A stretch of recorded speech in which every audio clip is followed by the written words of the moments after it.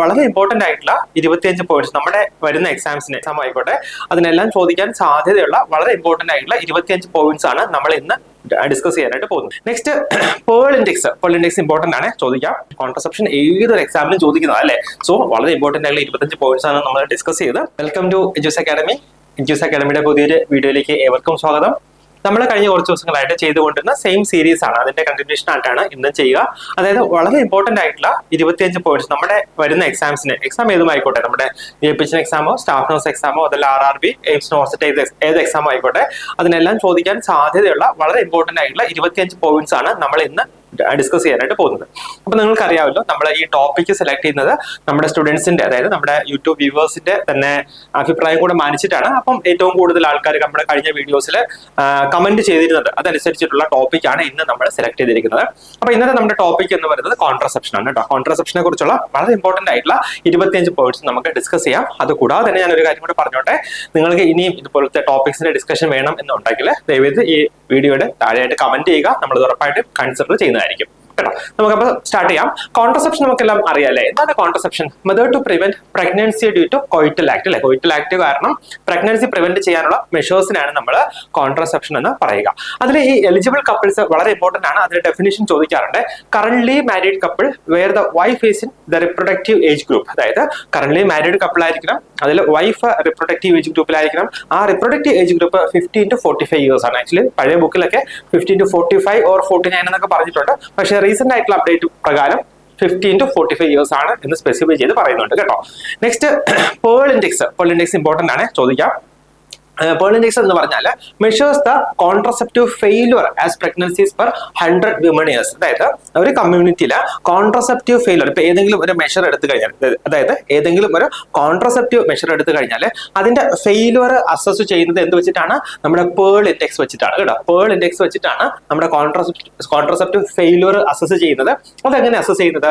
Pregnancies per 100 woman years. അതായത് ഈ മെഷേഴ്സിന്റെ failure കാരണം എത്രത്തോളം പ്രഗ്നൻസീസ് ഉണ്ടായി പെർ അത് 100 വുമൺ ഇയേഴ്സ് വെച്ചിട്ടാണ് കാൽക്കുലേറ്റ് ചെയ്യുന്നത് കേട്ടോ. അപ്പം pregnancy rate less than 10 per 100 woman years indicates high effectiveness. ഇപ്പൊ ഏതെങ്കിലും ഒരു മെഷർ എടുത്തു കഴിഞ്ഞാൽ അതിലെ pregnancy rate less than 10 per 100 woman years എന്ന് പറഞ്ഞു കഴിഞ്ഞാൽ അതിന്റെ അർത്ഥം എന്താണ്? ആ മെഷർ ഹൈലി ഇഫക്റ്റീവ് എന്നുള്ളതാണ് അതിന്റെ അർത്ഥം കേട്ടോ. നെക്സ്റ്റ് മിനിപിൽ. നമ്മൾ സാധാരണ ലാക്ടേറ്റിംഗ് മദേഴ്സിലാണ് ഈ മിനിപിൽ പ്രിഫർ ചെയ്യുന്നത്. Copper T 380A offers 10 years of contraceptive precaution. നമുക്കറിയാം അല്ലെ, കോപ്പർ ടി എന്ന് പറഞ്ഞാൽ ഒരു IUD ആണ്, ഇൻട്രാ യൂട്രൈൻ ഡിവൈസ് ആണ്. അത് 10 ഇയേഴ്സ് നമുക്ക് 10 വർഷത്തോളം കോൺട്രസെപ്റ്റീവ് പ്രൊട്ടക്ഷൻ നൽകുന്നുണ്ട്.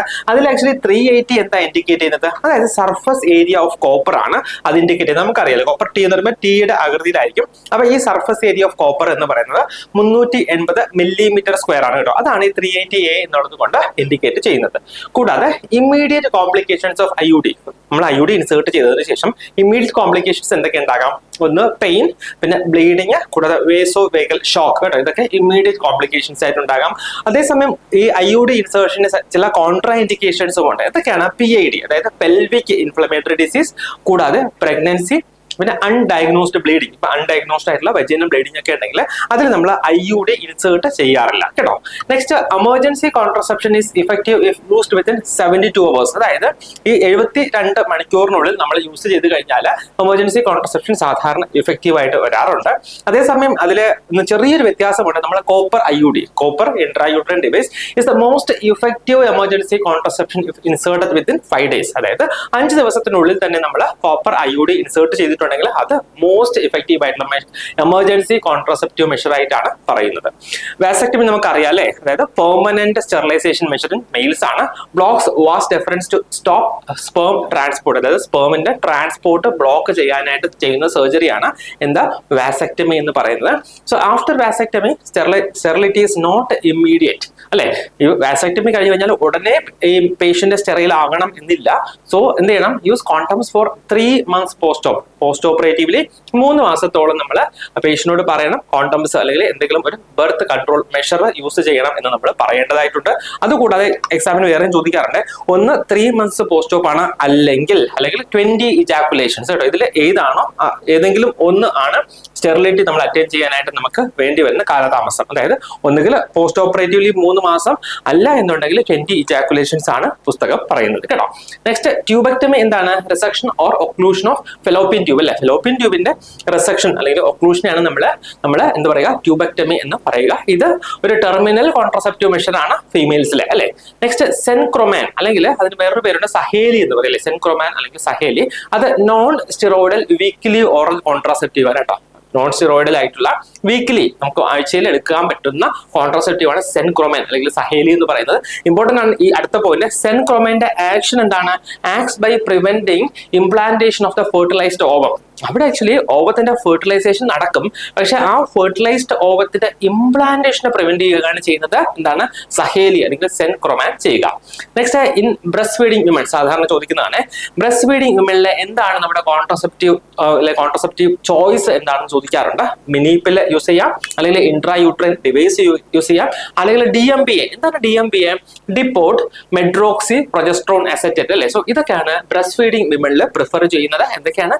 മിനിപ്പിൽ, then IUD, DMPA ഒക്കെയാണ് ബ്രസ്റ്റ് ഫീഡിംഗ് വിമനിൽ പ്രിഫർ ചെയ്യുന്നത്. അപ്പൊ നിങ്ങൾ ചോദിക്കും, സാധാരണ ലാക്ടേഷനിൽ നമുക്ക് കോൺട്രസെപ്റ്റീവ് അല്ലെങ്കിൽ കോൺട്രസെപ്ഷൻ കിട്ടും അല്ലെ, ലാക്ടേഷൻ അമെനോറിയ ഉണ്ടാകാം, അപ്പൊ നമുക്ക് കോൺട്രസെപ്റ്റീവ് പ്രിക്കോഷന്റെ ആവശ്യമുണ്ടോ എന്ന് നിങ്ങൾ ചോദിക്കും അല്ലെ. സോ അതിനുള്ള ഉത്തരമാണ് non lactating mothers should use contraceptive measures in the 3rd postpartum week കേട്ടോ. 3 ആഴ്ച കഴിയുമ്പോൾ, ഡെലിവറി കഴിഞ്ഞ 3 ആഴ്ച കഴിയുമ്പോൾ അമ്മ നോൺ ലാക്ടേറ്റിംഗ് ആണ്, കുഞ്ഞിന് മിൽക്ക് കൊടുക്കുന്നില്ല എന്നുണ്ടെങ്കിൽ എന്ത് ചെയ്യുക? 3 ആഴ്ച കഴിയുമ്പോൾ തന്നെ കോൺട്രസെപ്റ്റീവ് മെഷേഴ്സ് യൂസ് ചെയ്യുക. ലാക്ടേറ്റിംഗ് മദേഴ്സ് ആണെങ്കിലോ, 3rd പോസ്റ്റ്പാർട്ടം മന്ത് മുതൽ കോൺട്രസെപ്റ്റീവ് മെഷേഴ്സ് യൂസ് ചെയ്ത് തുടങ്ങുക കേട്ടോ. അപ്പൊ 3 ആഴ്ച 3 മാസം ഇങ്ങനെ ഓർക്കുക. Next couple protection rate is an indicator of prevalence of contraceptive practice in the community. ഇപ്പൊ ഒരു കമ്മ്യൂണിറ്റിയില് കോൺട്രസെപ്റ്റീവ് പ്രാക്ടീസ് കേട്ടോ, ഒരു കമ്മ്യൂണിറ്റിയില് കോൺട്രസെപ്റ്റീവ് പ്രാക്ടീസിന്റെ ഇൻഡിക്കേറ്റർ എന്താണ്? കപ്പിൾ പ്രൊട്ടക്ഷൻ റേറ്റ് ആണ് എന്ന് കൂടി ഓർക്കുക. നെക്സ്റ്റ് നാച്ചുറൽ മെത്തേഡ്സ് കേട്ടോ. നാച്ചുറൽ മെത്തേഡ്സ് ഓഫ് കോൺട്രസെപ്ഷൻ എന്തൊക്കെയാണ്? Rhythm method, then coitus interruptus, lactational amenorrhoea, ഇതൊക്കെയാണ് നാച്ചുറൽ മെത്തേഡ്സ് ഓഫ് കോൺട്രസെപ്ഷൻ ആയിട്ട് പറയുന്നത്. നെക്സ്റ്റ് DMPA ഞാൻ നേരത്തെ പറഞ്ഞല്ലോ, depot medroxy progesterone acetate. ഇൻജെക്ടബിൾ is given IM 150 mg every 3 months. ഒരു 3 മാസം കൂടുമ്പോഴും DMPA IM ആയിട്ടാണ് നമ്മൾ കൊടുക്കുക. 150 മില്ലിഗ്രാം ആണ് ഓരോ 3 മാസം കൂടുമ്പോഴും ഇഞ്ചക്ഷൻ ആയിട്ട് കൊടുക്കേണ്ടത്. നെക്സ്റ്റ് LNG-IUS എന്താണ്? LNG-IUS levo norgestrel intra uterine system അല്ലെ. Levo norgestrel intra uterine system is effective for എത്ര വർഷമാണ്? 5 years ആണ് എന്ന് ഓർക്കുക. കോപ്പർട്ടി 380A നമ്മൾ എന്താ പറഞ്ഞ 10 years ആണ് അല്ലെ. സോ ഈ LNG-IUS വേറെ കുറച്ച് ബെനിഫിറ്റ് കൂടെ ഉണ്ട്. Reduces menorrhagia and dysmenorrhoea. Menorrhagia അറിയാല്ലേ, എന്താണ്? എക്സസീവ് മെൻസ്ട്രേഷൻ ആണ് നമ്മൾ മെനോറേജിയ എന്ന് പറയുക. ഡിസ്മെനോറിയ എന്താണ്? പെയിൻഫുൾ മെൻസ്ട്രേഷനെ ആണ് നമ്മൾ ഡിസ്മെനോറിയ എന്ന് പറയുക അല്ലെ. സോ LNG-IUS എന്താ ചെയ്യുക? ഈ മെനോറേജിയയും ഈ ഡിസ്മെനോറിയയും റെഡ്യൂസ് ചെയ്തതായിട്ട് കാണാറുണ്ട്. In India contraceptive services are part of RCH programme കേട്ടോ. ഇന്ത്യയിൽ കോൺട്രസെപ്റ്റീവ് സർവീസസ് എന്ന് പറയുന്നത് ഏത് പ്രോഗ്രാമിന്റെ പാർട്ടാണ്? RCH അല്ലെങ്കിൽ റിപ്രൊഡക്റ്റീവ് ചൈൽഡ് ഹെൽത്ത് പ്രോഗ്രാമിന്റെ പാർട്ടായിട്ടാണ് വരിക കേട്ടോ. Next target free approach replace earlier cafeteria approach. അതായത് ഈ കോൺട്രസെപ്ഷൻ പ്രാക്ടീസസ് ഇന്ത്യയിൽ ആക്ച്വലി നേരത്തെ പറഞ്ഞിരുന്ന അപ്രോച്ച് എന്ന് പറയുന്നത് കഫ്റ്റീരിയ അപ്രോച്ച് ആണ്. കഫ്റ്റീരിയ അപ്രോച്ച് എന്ന് പറഞ്ഞാൽ പേഷ്യൻസിന് തന്നെ ചൂസ് ചെയ്യാമായിരുന്നു ഏത് തരത്തിലുള്ള കോൺട്രസെപ്ഷൻ അവർക്ക് യൂസ് ചെയ്യാം എന്നുള്ളത് കേട്ടോ.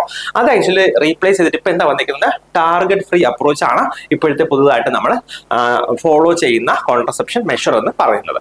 വളരെ ഇമ്പോർട്ടന്റ് ആയിട്ടുള്ള last point, eligible couple register is A basic document four organising family planning work. നമ്മുടെ ഫാമിലി പ്ലാനിംഗ് വർക്ക് ഓർഗനൈസ് ചെയ്യാനുള്ള ഏറ്റവും ബേസിക് ആയിട്ടുള്ള ഡോക്യുമെന്റ് എന്താണ്?